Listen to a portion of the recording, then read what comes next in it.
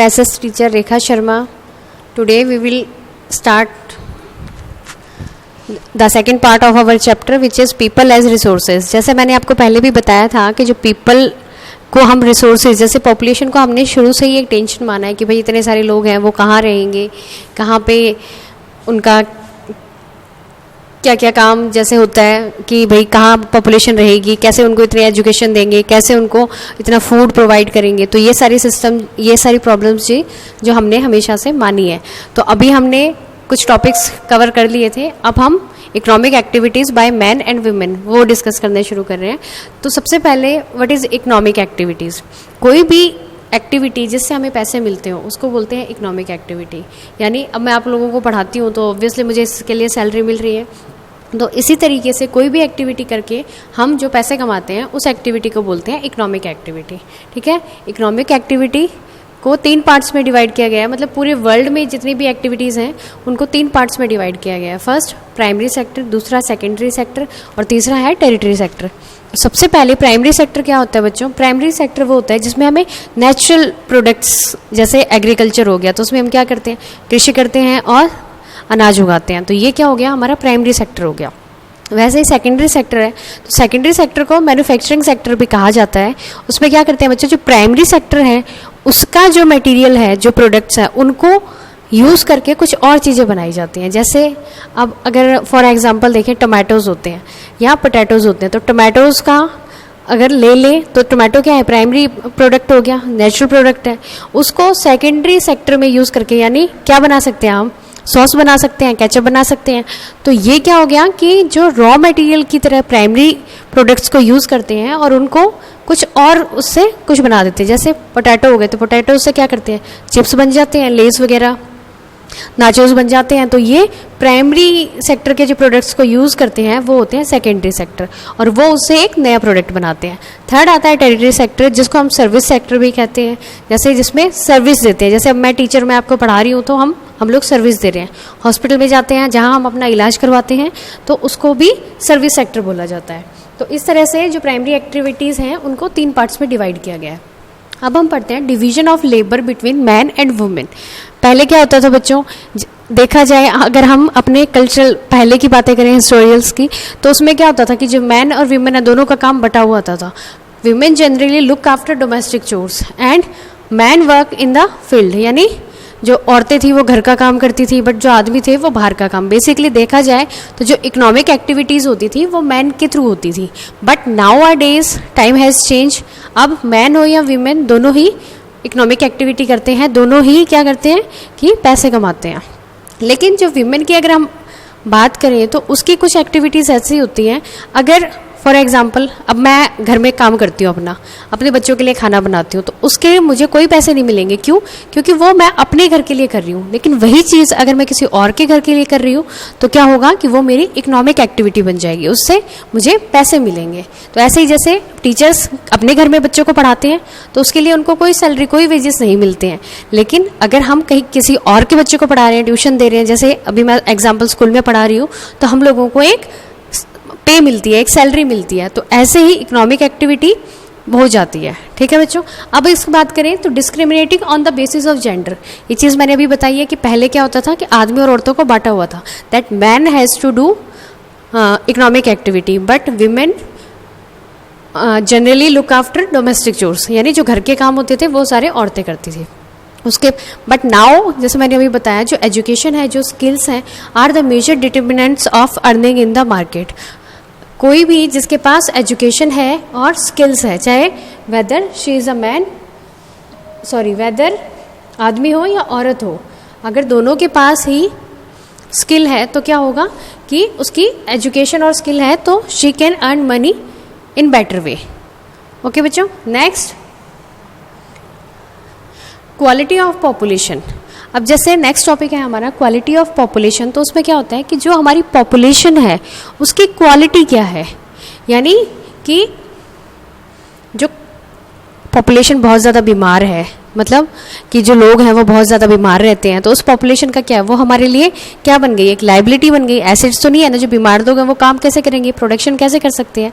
तो इस तरीके से जो पॉपुलेशन है उसकी क्वालिटी भी देखी जाती है, एजुकेटेड है या अनएजुकेटेड है, हेल्दी है या अनहेल्दी है। तो उसी के हिसाब से क्या होता है कि इकोनॉमी की ग्रोथ होती है। किसी भी कंट्री की जो इकोनॉमी है उसकी ग्रोथ है वो डिपेंड होती है उसके पॉपुलेशन की क्वालिटी पे। अगर पॉपुलेशन एजुकेटेड है तो क्या होगा बच्चों, पॉपुलेशन एजुकेटेड है तो हम डेवलपमेंट कर सकते हैं, कुछ नई चीज़ें बना सकते हैं, और लोगों को एजुकेट कर सकते हैं, कुछ नई टेक्नोलॉजी का सहारा लेके हम कुछ नई चीज़ें बना सकते हैं। तो उससे क्या हो रहा है कि हमारी इकोनॉमी डेवलप होगी, पैसे आएंगे हमारी इकोनॉमी में।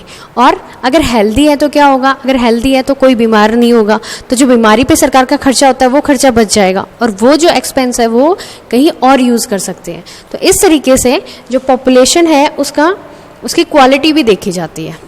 नेक्स्ट टॉपिक है हमारा अनएम्प्लॉयमेंट। अनएम्प्लॉयमेंट क्या होता है बच्चों, अनएम्प्लॉयमेंट होता है बेरोजगारी, है ना। तो बेरोजगारी कहते किसको है, क्या होता है unemployment? It is said to be exist when people are willing to work at the available wages but can not find job. यानी कोई जो आदमी या औरत कोई भी है वो काम करने के लिए तैयार है, बट उन लोगों को जॉब नहीं मिल रही है। क्यों? उसके भी बहुत सारे कारण होते हैं, जैसे अनएम्प्लॉयमेंट के भी काफ़ी सारे टाइप्स होते हैं। अब जो अनएम्प्लॉयमेंट है वो भी, उसका भी जो नेचर है वो भी अलग अलग होता है। जैसे रूरल जो हमारे ग्रामीण एरिया है वहाँ पे कुछ और होता है, जो अर्बन शहरी एरियाज़ हैं वहाँ पे कुछ और होता है। तो रूरल एरियाज़ में कौन कौन से पाए जाते हैं? सीजनल अनएम्प्लॉयमेंट और डिसगाइज अनएम्प्लॉयमेंट। सीजनल जैसे इसके नाम से ही पता लग रहा है, सीजनल यानी अब रूरल एरिया है तो वहाँ पे जो एक्टिविटीज़ हैं वो क्या होंगी, मेन एक्टिविटी वहाँ की क्या होगी, एग्रीकल्चर। तो जो हमारी एग्रीकल्चर एक्टिविटीज़ होती हैं वो पूरे ईयर नहीं होती, है ना।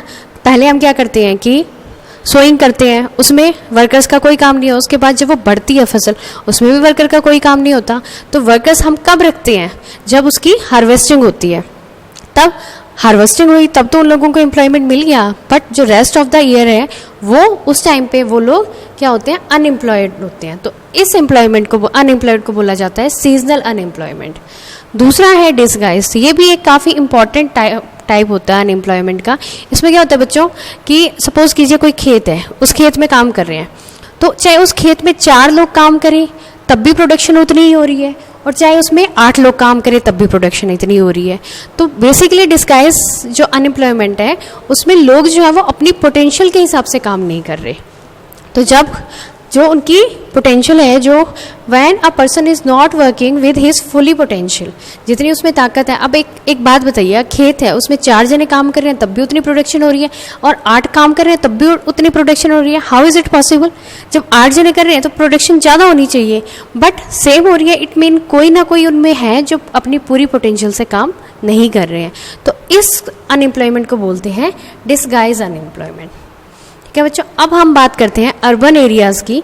तो अर्बन एरियाज़ में कौन सा अनएम्प्लॉयमेंट पाया जाता है? एजुकेटेड।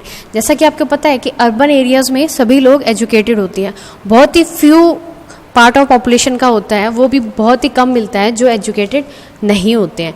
तो वो लोग क्या करते हैं कि एजुकेशन, हायर एजुकेशन ले ली, हाँ, लेकिन क्या है, पॉपुलेशन तो बढ़ती जा रही है, जो पॉपुलेशन है वो बढ़ती जा रही है, लेकिन पॉपुलेशन के हिसाब से काम नहीं बढ़ रहा। तो इस कारण वहाँ के जो लोग हैं वो लोग एजुकेशन तो मतलब एजुकेटेड तो होते हैं लेकिन अनएम्प्लॉयड होते हैं, क्योंकि जितना वहाँ पे काम है उससे बहुत ज़्यादा लोग हैं जो क्वालिफाइड हैं। तो इसलिए वहाँ पे क्या है, एजुकेटेड अनएम्प्लॉयमेंट देखने को मिलता है। नेक्स्ट टॉपिक है हमारा प्रॉब्लम्स ऑफ अनएम्प्लॉयमेंट। तो बच्चों जैसे अनएम्प्लॉयमेंट है, बेरोजगारी है, तो उसके पीछे मतलब क्या क्या प्रॉब्लम्स है जो हमें फेस करनी पड़ रही है। सबसे पहली प्रॉब्लम क्या होती है कि जो unemployment leads to wastage of man power resources. यानी अब मैं बेरोजगार हूँ, ठीक है, अब मेरे पास काम नहीं है, तो काम नहीं है तो क्या करूँगी मैं, तो जो चीज़ें हैं वो तो हमें चाहिए, खाना भी चाहिए, अगर बीमार होगी तो दवाई भी चाहिए, लेकिन आएंगी कहाँ से? जब तक पैसे नहीं होंगे कैसे आएगी? तो हम अपनी हेल्थ को भी इग्नोर करते हैं, ठीक है। Assets for the economy change into liability. अब एसेट्स क्या होते हैं, जैसे मैंने पहले बताया था, जिससे हम कुछ चीज़ कमा सकें, जिससे कुछ हमारा आउटपुट निकले, प्रोडक्शन कर सकें। तो अगर हम कुछ कमाएंगे ही नहीं तो हम औरों पे बोझ बनेंगे, जो हमारा खर्चा है वो हमारे पेरेंट्स उठाएंगे, है ना, या हमारे जो बड़े हैं, एल्डर्स हैं, जो हमारे गार्डियन है वो उठाएंगे, तो वो कहाँ से लाएंगे? तो एक तरह से हम लोग पूरी कंट्री पे क्या बन रहे हैं, बोझ बन रहे हैं। तो जो एसेट्स हैं that turn into liabilities. Third जो है उनका हेल्थ स्टेटस जो है, अब मैं बीमार हो गई हूँ लेकिन मेरे पास पैसे नहीं है दिखाने के लिए, तो शुरू में तो मैंने छोटे मोटे डॉक्टर को दिखा दिया, बट बाद में मैं वो भी अफोर्ड नहीं कर पाई, तो क्या होगा कि मेरी हेल्थ जो है वो बिल्कुल डिक्लाइन हो जाएगी, लेकिन मेरे पास पैसे नहीं होंगे तो बीमारियां बढ़ती जाएगी, और मुझे बीमारी बढ़ रही है तो मेरी फैमिली मेम्बर्स को भी हो सकती है धीरे धीरे। तो इस तरीके से फैमिली मेम्बर्स को भी बीमारी हो गई, तो जो हेल्थ है वो बढ़ती, जो हेल्थ प्रॉब्लम्स है वो बढ़ती जा रही है। अब मेरे पास पैसे नहीं है तो मैं अपने बच्चों को स्कूल कैसे भेज सकती हूँ, फीस भी तो देनी पड़ेगी, है ना। तो धीरे धीरे क्या होगा कि बच्चों को स्कूल से भी हटा देंगे। तो इस तरीके से जो चीज़ें हैं वो प्रॉब्लम्स हैं जो और बढ़ती जा रही हैं। अब बच्चों को अगर स्कूल से निकालूंगी तो उनकी एजुकेशन रुक जाएगी, तो उनकी एजुकेशन रुक गई तो वो जो डेवलपमेंट कर सकते थे उस पर भी एक फुल स्टॉप लग जाएगा। तो ये जो प्रॉब्लम्स है ये हम फेस करते हैं। नेक्स्ट जो है increase in unemployment is an indicator of a depressed economy. ये कैसे बच्चों, ये ऐसे है कि जब हमारे देश में बहुत ज़्यादा बेरोजगारी होगी तो लोग क्या होंगे, फ्रस्ट्रेटेड होंगे, लोगों के पास काम करने की क्षमता तो है लेकिन काम नहीं है, लेकिन भूख सबको लगेगी, रहने के लिए घर सबको चाहिए। तो क्या होगा, जो हमारी इकोनॉमी है उसमें क्या होगा, उसमें जो हमारे रोल था उसके डेवलपमेंट में वो नहीं हो पाएगा। कुछ नई टेक्नोलॉजीज़ हैं, एजुकेशन तो सबने मिली हुई है लेकिन उस एजुकेशन का फ़ायदा हम नहीं उठा पा रहे। क्यों? क्योंकि काम नहीं है। तो इस तरीके से जो हमारे इकोनॉमी की डेवलपमेंट हो रही थी, जो हमारी इकोनॉमी की ग्रोथ हो रही थी, वो भी रुक जाएगी और ज़्यादा प्रॉब्लम्स बढ़ने लग जाएंगे। ठीक है बच्चों। और इससे एक और चीज़ भी होती है, जब अनएम्प्लॉयमेंट हो जाता है तो जो लोग हैं वो नेगेटिव वे में भी अलग हो जाते हैं। जैसे किसी और चीज़ चोरी करने लग जाते हैं, क्योंकि काम है नहीं, लोग कमाएं कैसे, जब मतलब लोगों के पास काम ही नहीं है तो वो काम करेंगे कैसे, तो क्या चोरी चपाटी करने लग जाते हैं और बुरी लत पाल लेते हैं, जैसे ड्रग्स लेना, ड्रिंक करना, स्मोकिंग करना। तो इन सारी चीज़ों के लिए पैसे चाहिए, लेकिन पैसे है नहीं तो वो लोग क्या करेंगे, चोरी कर ली, डकैती कर ली, या फिर टेररिस्ट वगैरह, धीरे धीरे ऐसी एक्टिविटीज़ में वो इन्वॉल्व होने लग जाते हैं। तो जब हमारी जो पॉपुलेशन है उसका मेजर पार्ट इन चीज़ों में इन्वॉल्व हो जाए तब हमारी इकोनॉमी क्या हो जाएगी, डिप्रेस्ड इकोनॉमी बननी शुरू हो जाएगी। ओके बच्चों, ये हमारा चैप्टर था people as resources. I hope आपको समझ आया होगा और आप इसको थोरोली रीड करेंगे। ओके बच्चों, थैंक यू।